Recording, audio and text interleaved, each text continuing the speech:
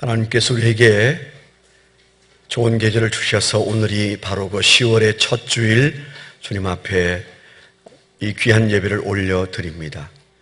부르심이 없이는 우리가 이곳에 있을 수 없고 하나님께서 만나주시지 않으면 우리가 1000번제를 드려도 하나님을 만날 수가 없는데 하나님 오늘 우리를 부르시고 신령과 진정으로 예배하는 자를 만나주시기 원하셔서 오늘 우리에게 이 말씀을 주시고 이 시간을 허락하심인 줄 믿습니다.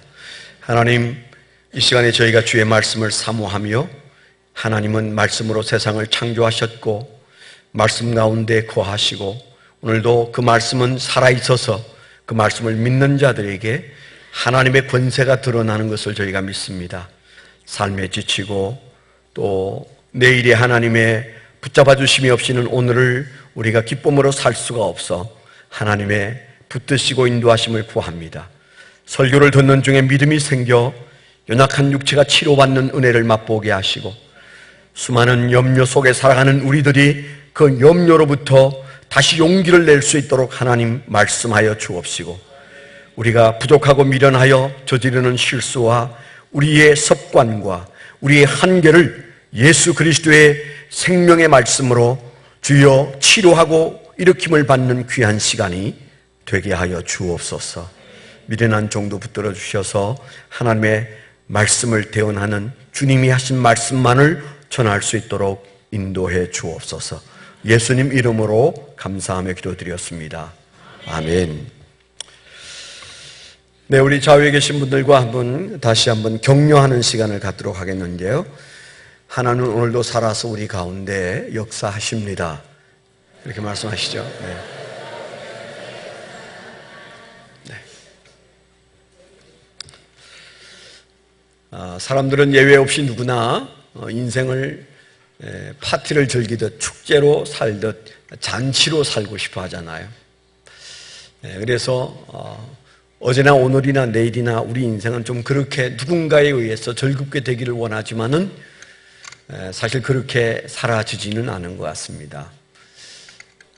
우리가 결혼식을 할 때는 어떤 마음으로 결혼합니까? 이제 고생문이 열렸구나 그러면서 결혼하는 사람이 있어요?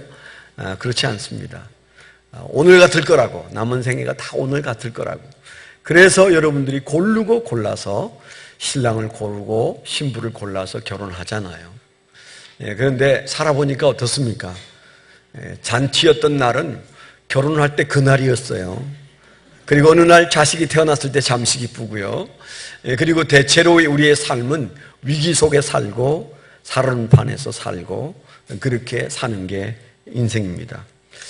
결혼식, 그게 사실은 어떤 사람에게는 잔치의 시작이면서 마지막 잔치였던 사람도 들어있어요. 내일 저는 대전까지 후배 목사님의 딸이 결혼하는데 주례를 서달라고 그래서 내려갑니다. 제가 주례를 부탁받았을 때 그날이 공휴일인 것을 알고 정말 사양하고 싶었어요.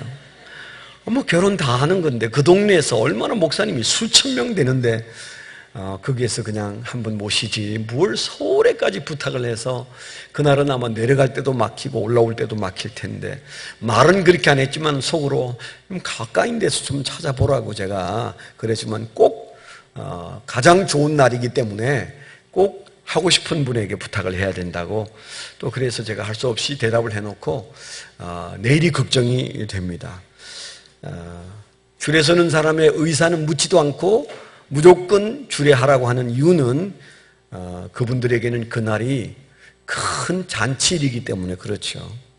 그래서 인생은 늘 그렇게 내 딸이 잔치 속에 살기를 바라서 살감을 고르고 주례자까지도 골라서 또 이렇게 사람들에게 부담도 주고 청첩장을 돌려서 무조건 다 오라고 그렇게 우리가 연락을 하고 잔치를 엽니다.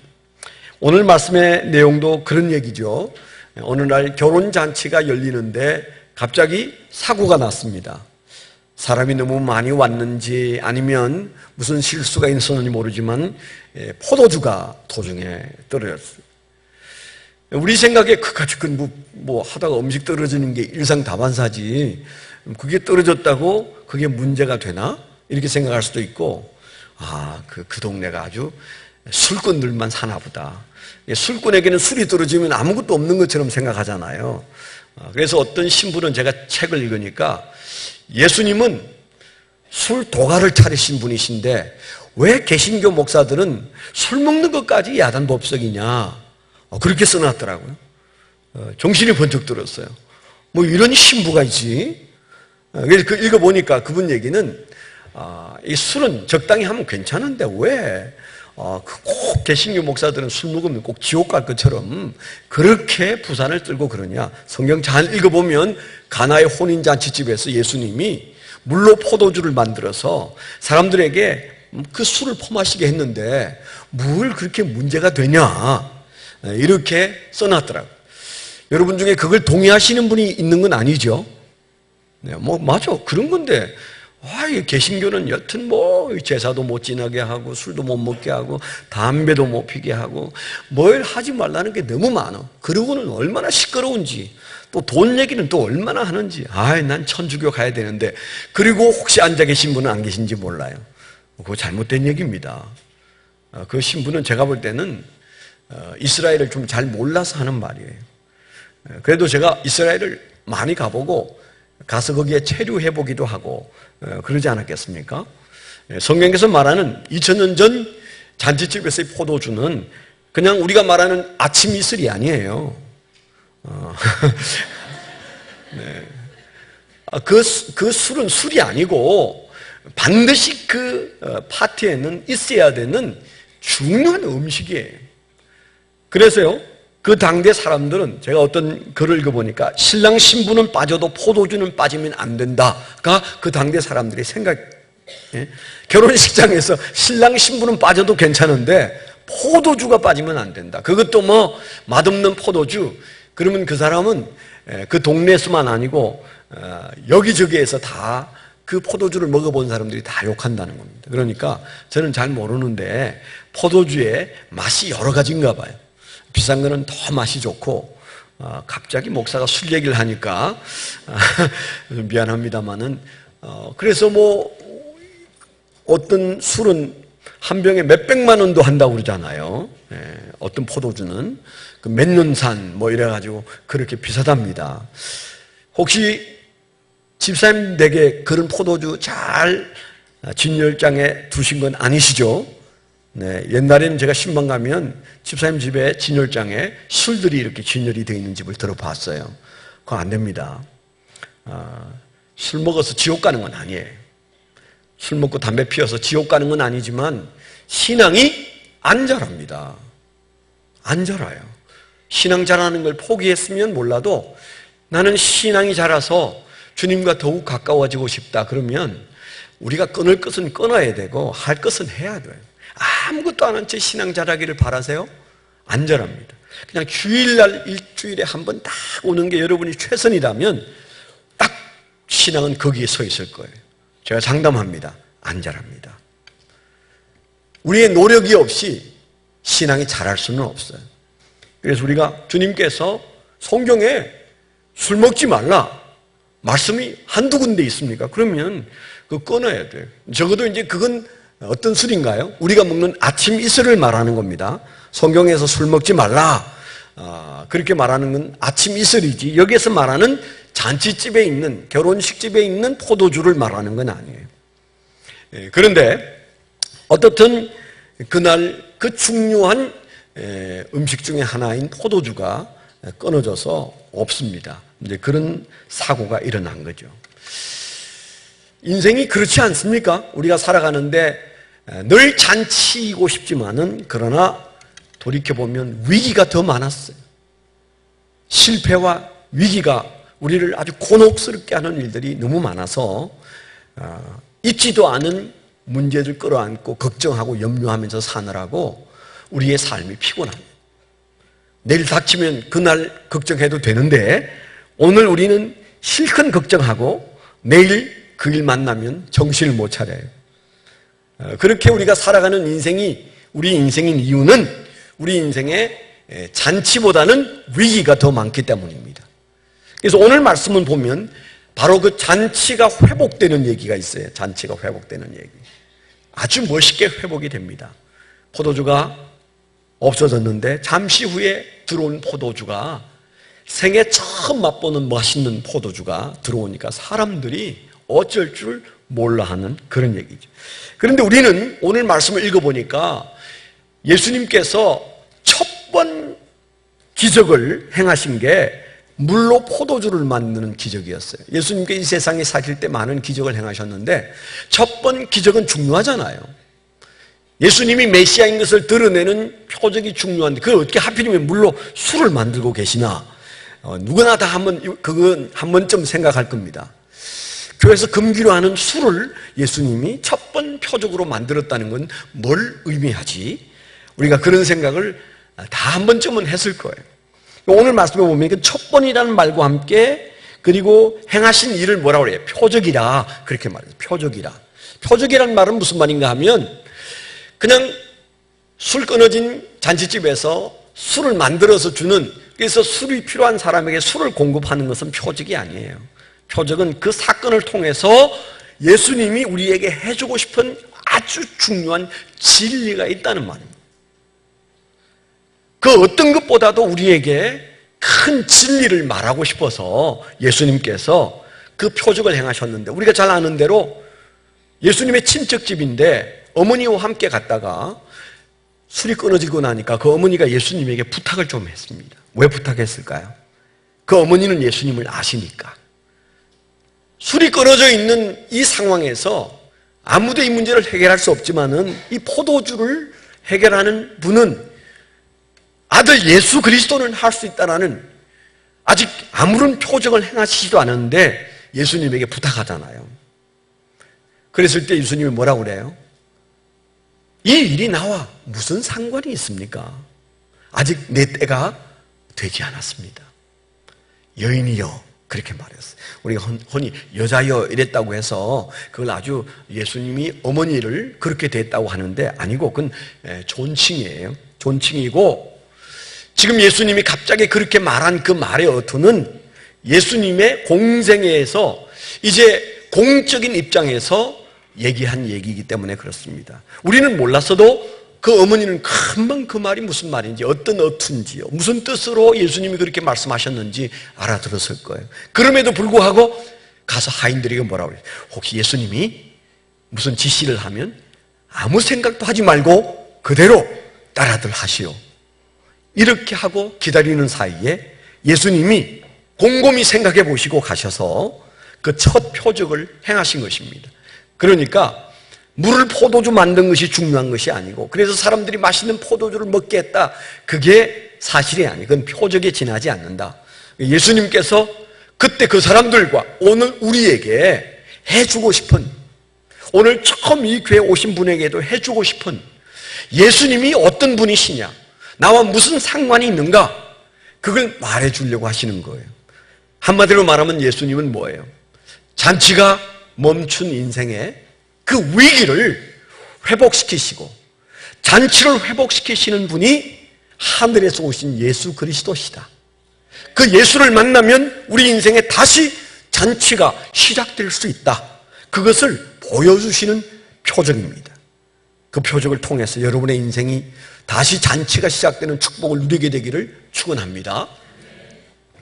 오늘 이 표적의 말씀 속에서 여기 이 기적에서 잔치가 회복되는데, 회복되는 잔치에서 등장하는 사람들이 몇 부류가 있지만은 두 부류만 말씀을 드립니다. 첫째는 여기 연회장과 거기에 혼입으로 온 사람들의 잔치 회복입니다. 자, 잔치가 한참 무르익었는데 그 포도주 좀 더 가져오시오 그랬는데 포도주가 떨어졌습니다. 이렇게 되었을 때 그 연회를 주관하는 사람의 입장이 아주 난감해집니다.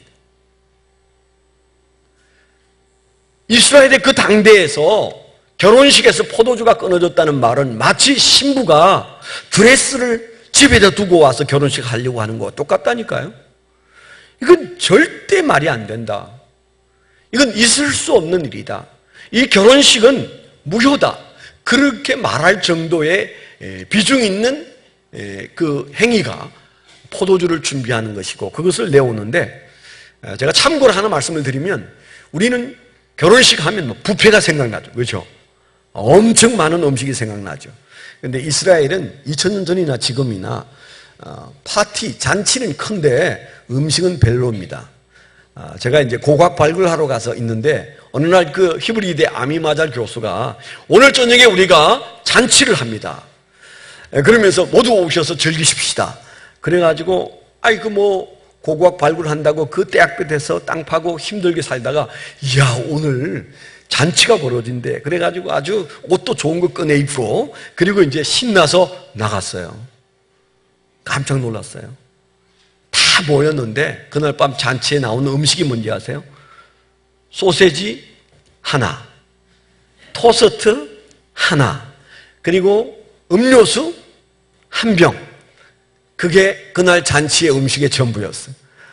사람을 이게 무시하나? 이거 뭐 왜 이러지? 그래가지고 물어봤어요. 이거 왜 잔치라고 해놓고 파티한다고 해놓고는 이게 파티냐? 이게 먹을 게 뭐가 있냐?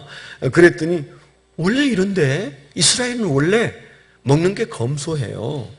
우리처럼 그렇게 떡 부러지게 먹는 게 아니래요. 그래서 제가 야 이게 말이 되는가 그랬더니 기부처에 가도 그렇고 초청받아 가도 그렇고 제가 쫄쫄 굶고 다녔어요. 많이 있어요. 불량한 기부처 같은 데는 이렇게 쌓아놓고 식사를 하는데 조리를 별로 안 해요. 우유, 그 다음에 올리브, 그 다음에 양파, 뭐 이런 거 그냥 조리를 안 한 채 그게 쭉 있어요. 그럼 그거 갖다가 내가 찢어서 먹거나 칼로 잘라서 먹거나 그렇게 먹더라고. 풍요해 보이는데 잔치적 의미는 그 안에 없더라고요. 뭐 2000년 전에도 그랬는지 모르지만 대략 그들에게 있어서 먹을 게 별로 없는 상황 속에서 포도주가 끊어진다는 것은 그것은 굉장히 준비성이 없는 일로 보여질 수 있는 일임에 틀림이 없을 때 무슨 회복이 일어났어요? 잔치 회복이 일어났습니다. 더 맛있는 포도주가 등장을 하게 되었어요. 그래서 연회장에 있는 많은 하객들이 갑자기 기쁨이 충만해졌어요. 너무 기분이 좋아졌어요. 누가 하신 일이에요? 예수님이 하신 일이에요. 잔치가 다시 회복됐는데 그런데 그들이 기뻐했지만은 그 잔치, 회복된 그 잔치 그리고 그의 기쁨은 특징이 뭐예요? 원하는 포도주를 다시 마시게 되고 원하는 포도주를 좀 더 맛있는 포도주로 먹게 되었다. 그런 기쁨이에요. 분명히 예수님이 하신 일이지만 오늘날 교회 안팎에서도요. 신앙이 뭐냐? 내가 먹고 싶은 포도주 끊어졌는데 그거 회복시켜주는 게 신앙이라고 생각하는 사람이 너무 많아요. 내가 좀 위로받고 싶은데 위로가 된다. 내가 이런 문제가 좀 있는데 그 문제가 좀 해결됐다. 그게 신앙일까요? 그거 예수님이 하시는 일입니다. 신앙 안에서 그런 일들이 일어나요. 그러나 신앙의 본질이 아니고 회복의 본질이 아닙니다. 오늘 우리가 끊어졌던 포도주가 다시 생겨서 맛있게 먹었다고 해서 내일 다시 배고픔이 없을까요? 본질적인 기쁨이 아닙니다. 진정한 잔치의 회복이 아닙니다. 여러분 우리가 예수를 믿으면서 예수님이 주셨지만 교회 안에서 여러분들이 그런 위로를 누리고 여러분 인생에 꼬였던 것이 풀렸다고 해서 그게 신앙의 본질이고 진정한 잔치의 회복이라고 생각하면 너무 여러분들이 작게 보는 거예요. 신앙은 그 이상입니다. 거기서 멈추시면 안 돼요. 비록 예수님이 해주셨지만은 그 기쁨은 잠시 있는 기쁨이고 그 포도주는 내일까지 우리를 기쁘게 할 수 없습니다. 더더욱이 우리가 이 세상을 떠나서는 흔적도 없어질 겁니다. 지나가는 것들에 만족으로 만족하게 여기지 마세요. 오늘날 우리가 눈에 보이는 것들이 너무 우리를 유혹하기 때문에 우리가 먹고 사는 문제, 내 눈앞에서 일어나는 일들이 우리 인생을 울게도 하고 웃게도 하고 그래서 점점 그게 비중이 크게 여겨집니다. 정상 아닙니다. 그게 필요 없다는 게 아니에요. 저도 이렇게 좋은 옷 입고 와서 있잖아요. 좋은 넥타이 매고 제가 봐도 멋있는데 사람은 조금 늙어서 그렇지만 좋은 차, 좋은 음식, 좋은 옷, 좋은 집 그거 필요 없다는 얘기가 아닙니다. 그게 우리 신앙의 본질이 아니에요. 그게 우리가 회복해야 되는 참 잔치는 아니라고 하는 사실. 욕심을 좀 내셔야 신앙은 다음 세계가 열립니다. 아무것도 바라지 않고 기대하는 게 없으면 하나님은 우리에게 아무것도 해 주실 수가 없으세요. 이양 이 문 안에 들어왔다면 여러분, 본질적인 잔치가 벌어져야 돼요. 더러 건강이 없어도, 더러 물질이 없어도, 더러 내가 염려하는 염려거리가 그대로 있어도 그것이 내 인생을 불행하게 만들 수 없는 더 큰 잔치가 회복되는 은혜가 여러분들에게 일어나기를 축원합니다. 그런 신앙이기 때문에 어떤 사람은 목숨을 걸고도 복음을 전하고, 여러분 중에 오늘 처음 오신 분이 계시다면 여러분이 그렇게 귀찮게 여기는데도 예수 믿자고 그렇게 여러분에게 매달리기도 하고 밥 사기도 하고 그렇게 하잖아요. 도대체 그 사람에게 뭐가 떨어지는데요? 없어요. 하나님의 칭찬이 있는 것은 사실이지만, 그러나 내가 경험한 잔치가 너무 크게 회복되었기 때문에 그런 잔치를 맛보고 그런 잔치 속의 인생을 하나님이 목적하시는 것처럼 아름답게 살기를 기대하면서 우리 주변의 사람들이 예수 믿도록 권면하고 그리고 이끌어내고 그렇게 하는 겁니다. 바로 그런 수고 덕분에 여러분들이 더 큰 잔치가 회복되는 축복을 누리게 되기를 축원합니다. 사실은 오늘 말씀 속에서 또 다른 한 부류가 있어요. 그 부류가 뭡니까? 그것은 지금 마리아와 하인들의 입장입니다. 아까 말씀을 드린 대로 예수님 어머니 마리아는 예수님이 기적을 행하는 것을 한 번도 본 적이 없어요. 성년이 되어서 30대 초반이 될 때까지 예수님은 조용히 묵묵하게 그 가정을 이끌어가면서, 그 아버지 요셉이 일찍 돌아가셨습니다. 그래서 목수의 일을 하면서 예수님은 나사렛에서 조용히 살고 계셨기 때문에 아마 그 어머니의 마음속에 분명히 태어나기는 성령의 잉태하심으로 남자 없이 태어난 게 맞고, 내게 하신 말씀대로 하늘에서 오신 구세주인 하나님의 아들이시 맞는데, 그런데 사는 모습을 보니까 예수님이 아무것도 기적을 행하지 않습니다. 그저 좋은 아들이고 그리고 좋은 가장이고 그렇게 예수님이 30세가 되도록 살았어요. 그런데 이 여인 보십시오. 그 마음속에 이 집에 위기가 왔다, 우리 친척 집에 심각한 위기가 왔다 그랬을 때 한 번도 구경하지 않았던 그 예수님의 기적에 대하여 그가 확신을 가지고 아들에게 지금 이 문제를 좀 해결해 달라고 그렇게 부탁하지 않습니까? 우리 신앙에 지금까지 여러분이 웬만한 위기 속에 살았기 때문에 하나님이 기적을 행할 일이 없었을 수도 있어요. 표적을 행할 일이 없었을 수도 있어요.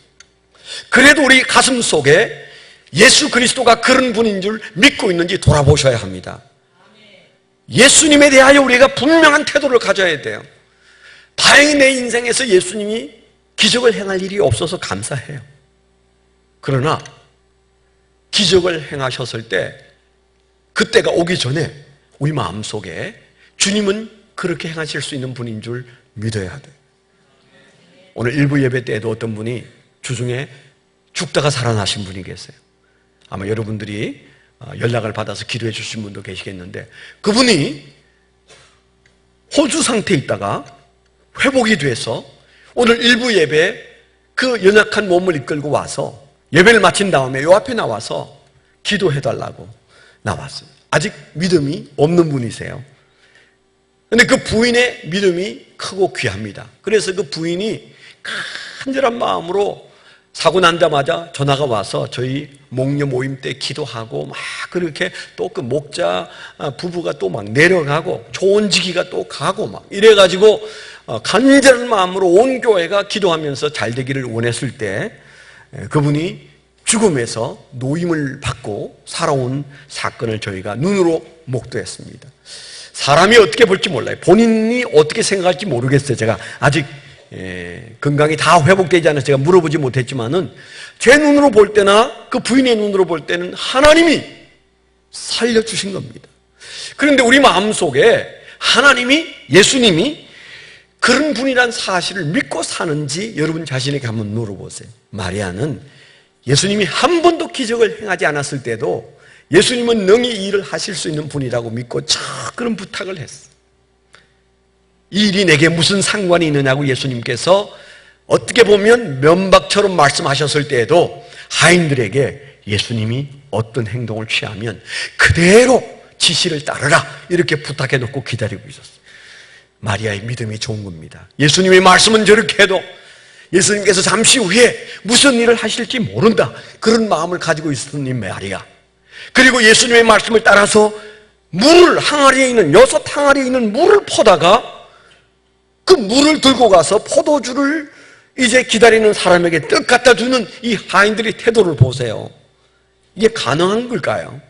근데 그들은 지시를 따라서 물을 퍼갔어요. 포도주를 퍼가야 되는데 분명히 물을 퍼가면서 이 물이 어떻게 그러면서 그들이 갔을 겁니다. 그랬는데 잠시 후에 그 포도주를 먹어본 사람들이 기가 막히다고 말하잖아요. 오늘 말씀 보면 9절에 이런 말씀이 나와요.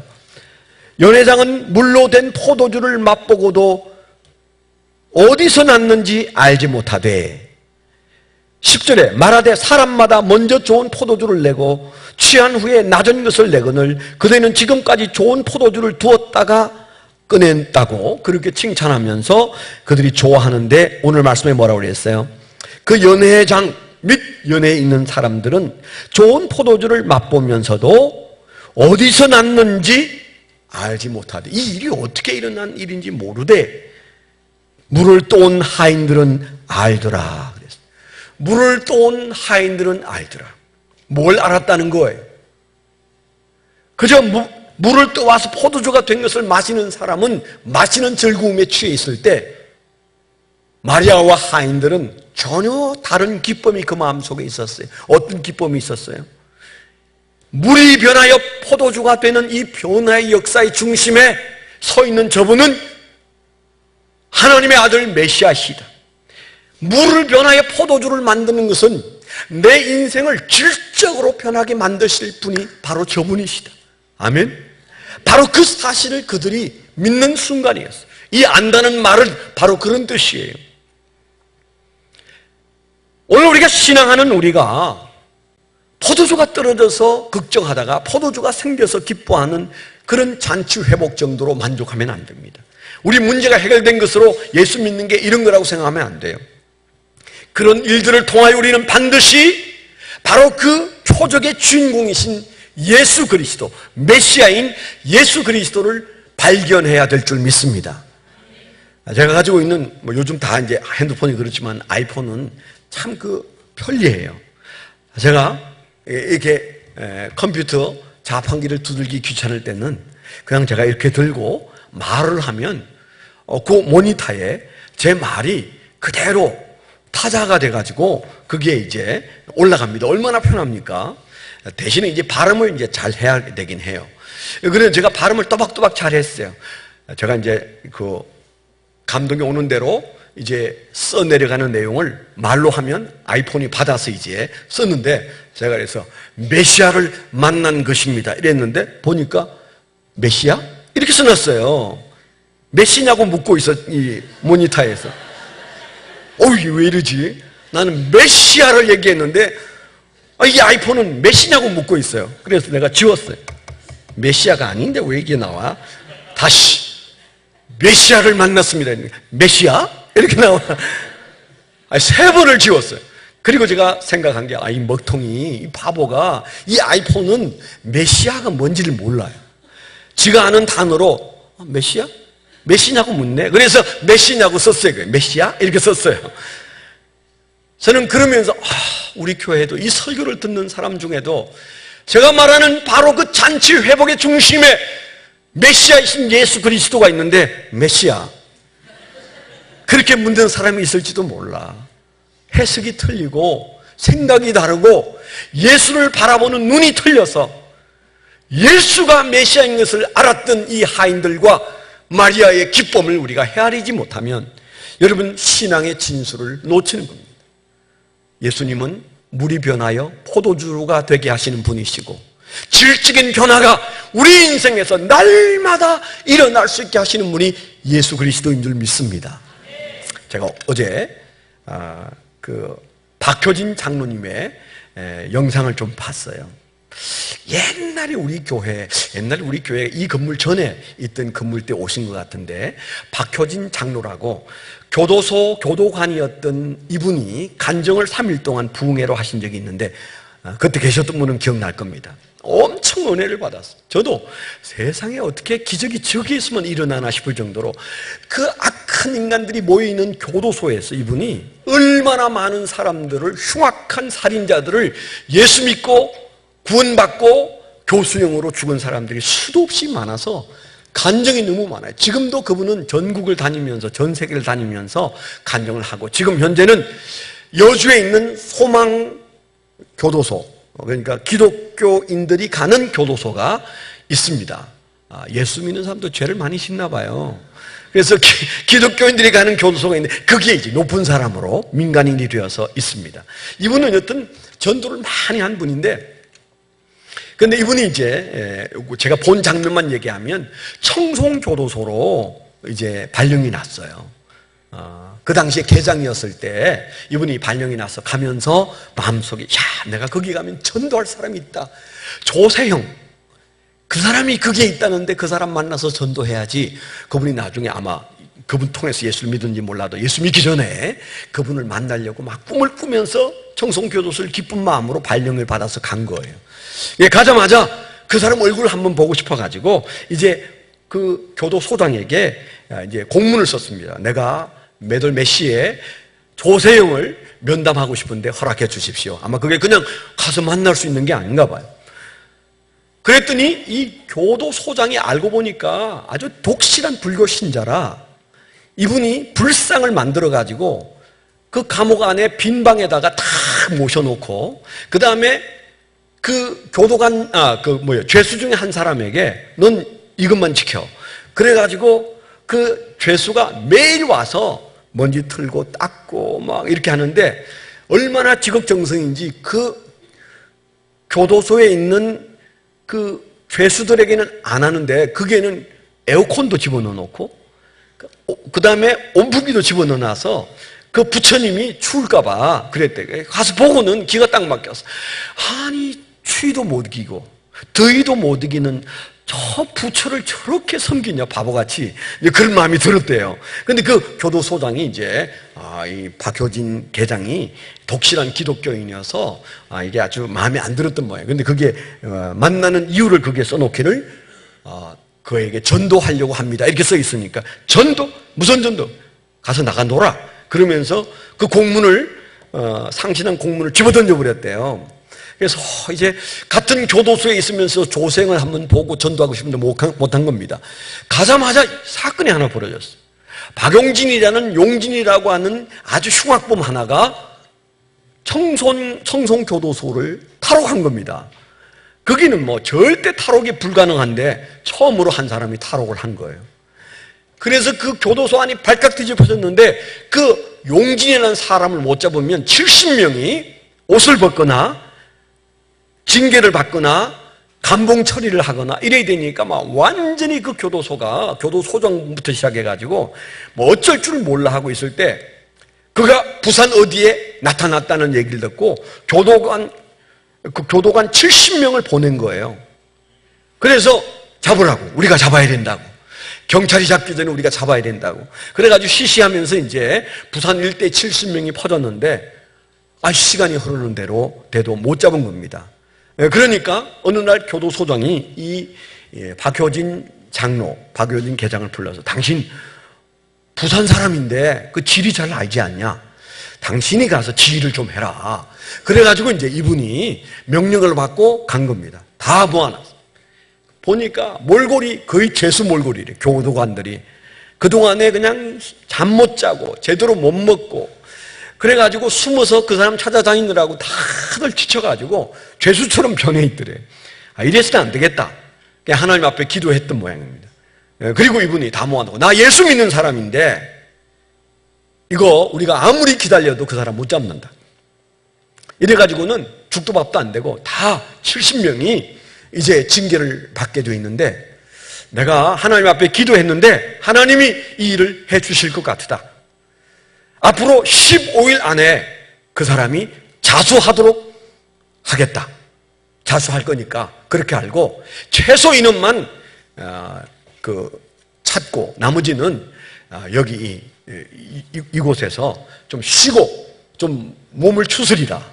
그랬더니 사람들이 한편은 너무 좋아하면서도 한편은 저 사람 모가지다, 모가지. 무슨 지금까지 우리가 못 잡았는데 보름 안에 뭐 자수를 한다고? 말이 안 된다. 이렇게 생각하면서도 이제 시간이 흐르기 시작한 겁니다. 이분은 이제 걱정이 되니까 온 산지사방에 전화해서 내가 약속을 하고 선포했는데 안 되면 하나님이 망신당하니까 기도 좀 해달라. 보름이다, 보름. 언제 그날까지가 D-Day다. 이제 그렇게 얘기를 하고 기다리는 날짜가 금방 지나갔다. 그날이 온 거예요. 15일 자기가 선포한 날이 왔어요.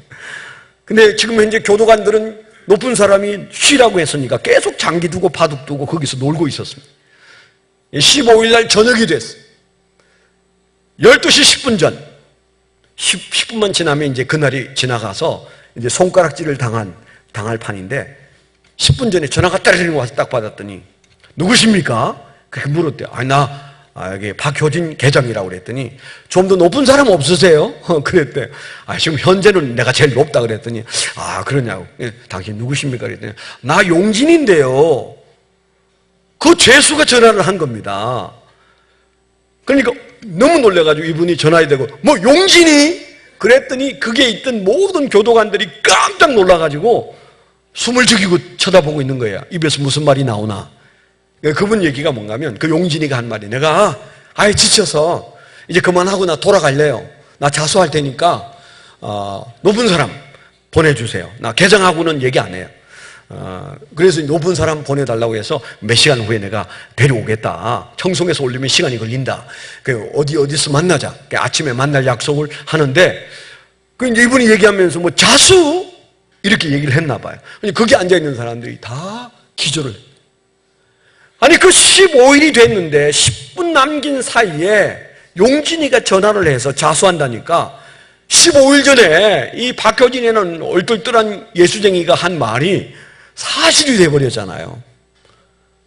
그래가지고 완전히 그 교도관들의 마음속에 이게 뭐야 이게 도대체 그 예수가 살아있는 건 맞는 것 같은데 이게 도대체 뭐지? 이래가지고 막 사람을 사람으로 안 보고 자기를 신으로 보더래요. 그래가지고 이제 아침 시간이 딱 이제 높은 사람 불러다가 가서 딱 나가서 내가 박효진 계장이라고 그러면서 그 사람 손을 내밀으라고 그래가지고 이제 바깥에서 딱 만나자마자 손에다 수갑을 딱 채우는데 내가 탈옥수 용진에게 수갑을 채우는 게 아니라 예수 그리스도의 사랑을 내가 수갑 채운다.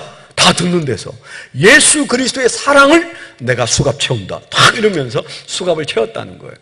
워낙 대단한 일이니까 다들 웃지도 못하고 이야 무슨 일이야. 그래가지고 청송교도소로 돌아오는데 들어오니까 소장부터 시작해가지고 직원들이 쫙 나와서 살았으니까 자기들 이제 모가지 안 당하고 살아나니까 딱 박수치고 그렇게 좋아하는데 다 모인 자리에서 그 불교인 교도소장이 그랬대요.